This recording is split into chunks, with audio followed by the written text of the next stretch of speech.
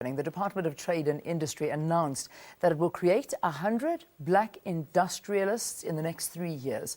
This new generation of industry players is expected to be a catalyst to reindustrialization as part of government's plans to radically transform the economy. But for more on this, we are joined in studio by the Deputy Minister of Trade and Industry, Zwandile Masina. It's good to have you, Deputy Minister. Thanks so much for being our guest on the program. Thank you very much, Leah. All right, please explain to me what, in your definition, is black industrialists? Look, in simple terms, these are manufacturers, people who will be involved in factory work. We want to strengthen that kind of work because we believe that, over time we have put an emphasis on just BEE shares.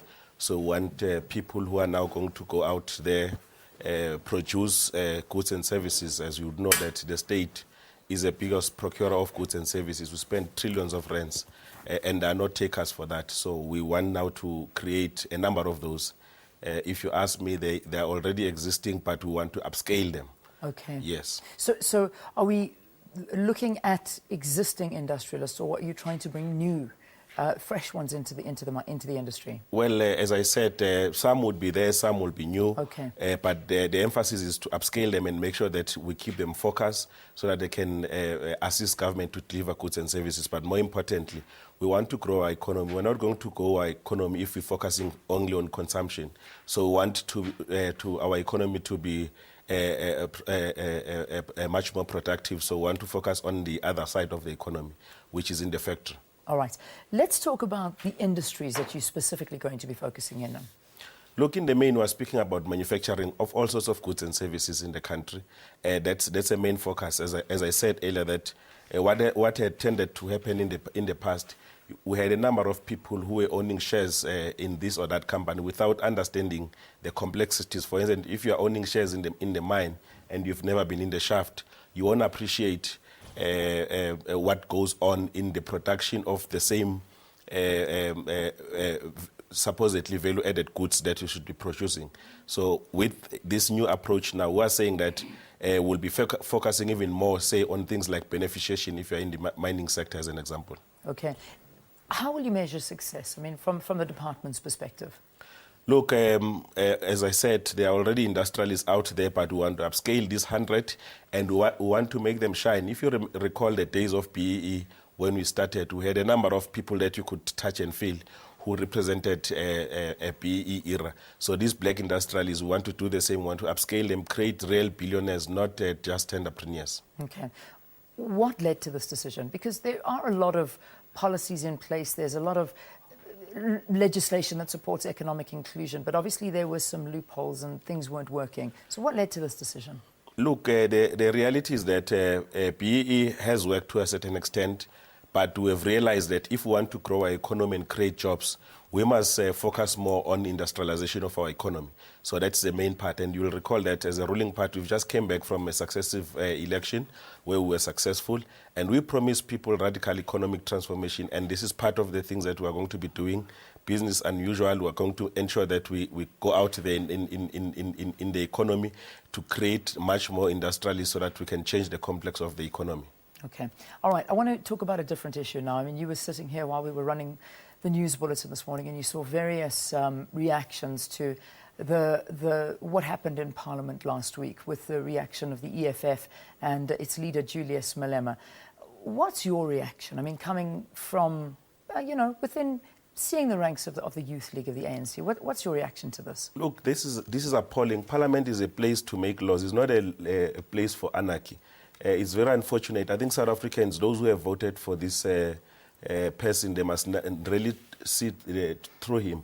And, having read the newspapers over the weekend, I think that we are destined for trouble if we can't stop this nonsense. We are now told through newspaper articles that he is being funded by cigarette smugglers to come and create chaos in the country. And I think that as members of parliament, as members of society, we have to put a stop to this nonsense, because parliament is a place to make laws for South Africans. I don't think that even those who voted for him, they thought that they were voting for this anarchist. Yeah. These scenes are not scenes that we're not familiar with. We're not familiar with them seeing in Parliament, but there have been many ANC Youth League gatherings, there have been other gatherings around the country, and a lot of critics say that this is almost a culture within, like an organisation of the Youth League, that it's been a culture of the Youth League, and now it's just been, it's part and parcel of it, and it's moving into Parliament now. I mean, what do you say to critics like that? Look, Julius is an anarchist by his own nature, and I think that the ANC did well to expel him, and we have no regret as a ruling party I think South Africans can see through why the ANC had to take this harsh decision to expel this young man. And from where we're sitting now, we think that South Africans are having a fair chance to see through who this person is, and we are not going to tolerate this in Parliament. And I am certain that if many of us would have been in Parliament, I'm sure many things would have happened. But we were not there because we were running the state and we had to attend to other matters. But it's embarrassing because, you see, I am sitting here talking about creating black industrialists. We do this in the context of global economy. And it can't happen if we have people like this, because the world can never have confidence in us if we've got a chaotic parliament, which is what it's trying to create now. And this will have to come to a stop. We are going to the ruling party now to tell them exactly what we think needs to happen so that we can stop this nonsense. All right, just before I let you go, what is happening with the Youth League? It was disbanded. When is a new president going to be elected? What does the future of the Youth League hold for South Africa? Yes, the Youth League is now in good shape, and we are ready for conference. The conference is taking place on the 24th to the 28th of September 2014, where a new leadership is going to be elected. We've just released the discussion documents, which is part of the tradition of the organization. We are now going to be focusing on the provincial PGCs, where the provinces are going to be nominating their leader. If you ask me who's going to lead the Youth League now, I'm not in a position to do so because branches have not spoken. But we are going to the conference now in September. All right. Thank you for talking to us. Thank you for covering a lot of issues on the programme. Zwandile Masina, who's the Deputy Minister of the Department of Trade and Industry, talking to us here on Morning Live. Thank you very, very much. Thank you. All right. Sports news time.